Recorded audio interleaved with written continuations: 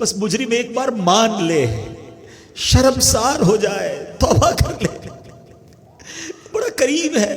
دیکھو نا، میں نے اور آپ نے کتنی بار اپنی ماں کی بات نہیں مانی، مگر جب بھی ماں کے پاس گئے اس کے پیر پکڑ لیے، اس کو لجاجت کے ساتھ روتے ہوئے منایا، ماں نے سینے لگایا نا۔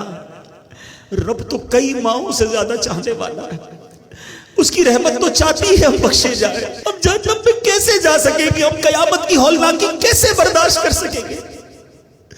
بس اب ایک ہی طریقہ ہے کہ رب راضی ہو جائے، ورنہ ہمارے پاس کوئی آسرا نہیں ہے، ہمارے پاس اور کوئی طریقہ نہیں ہے۔ اگر اللہ ناراض ہو گیا نا پھر کچھ بھی نہیں بچے گا، پر رب راضی ہونا چاہیے، اور رب کی رضا یہ ہے کہ بندہ اس سے معافی مانگے، اس سے توبہ کرے اور آئندہ گناہ نہ کرنے کا پکا ارادہ کرے۔ جہاں رب کے غضب کو سنا ہے نا، وہ رحمان بھی بڑا ہے، وہ رحیم بھی بڑا ہے۔ بلدائے بدکار ہوں بے حد ذلیل و خوار ہوں، مولا معاف کر دے اللہ، بلدائے بدکار ہوں بے حد ذلیل و خوار ہوں، مغفرت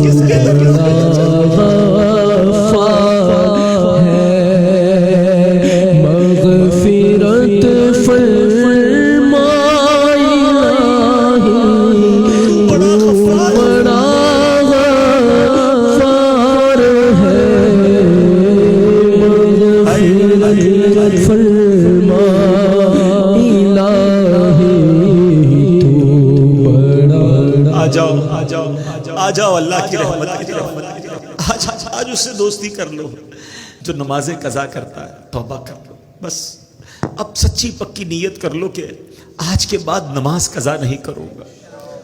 اگر کوئی حرام کماتا ہے نا، دیکھو چھوڑ دو اسے، توبہ کر لو، اللہ تمہیں غیب سے حلال دے گا۔ بس سچی نیت کر لو، رب نے نصیب میں لکھا ہے وہ مل کر رہے گا۔ حرام کمانا چھوڑ دو، حرام کھانا چھوڑ دو، حرام صحبتیں چھوڑ دو، گندی چیزیں دیکھنا چھوڑ دو، سننا چھوڑ دو۔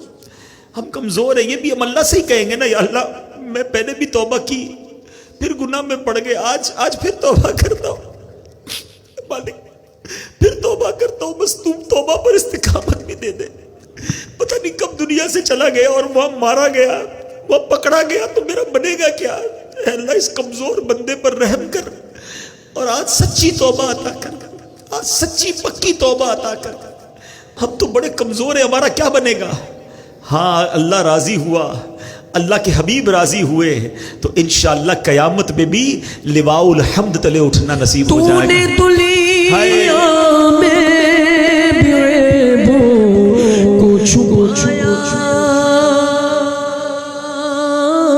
یا خدا،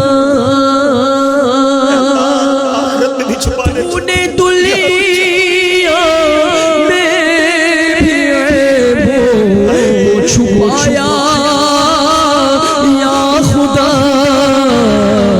حشر میں بھی لاج رکھنا اللہ، حشر میں بھی لاج رکھنا مولا، حشر میں بھی لاج رکھنا، تو بڑا ستار ہے، حشر میں بھی لاج رکھنا، تو بڑا ستار ہے، مغفرت فرما الہی، تو بڑا غفار ہے۔ بس آج سچی پکی توبہ کرنی ہے۔